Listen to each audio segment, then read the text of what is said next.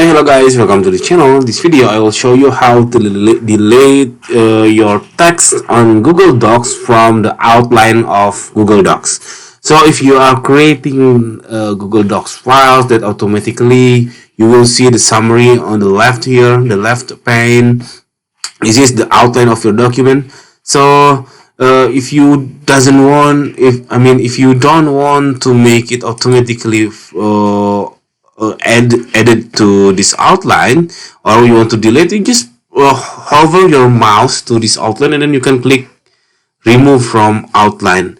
But if you are just typing any text just like I did, and then it automatically added to this outline, it means you are using not a normal text. So you have to choose the style for this text into the normal text. Maybe you are accidentally put it as the heading tree like this, so it will be automatically to the outline.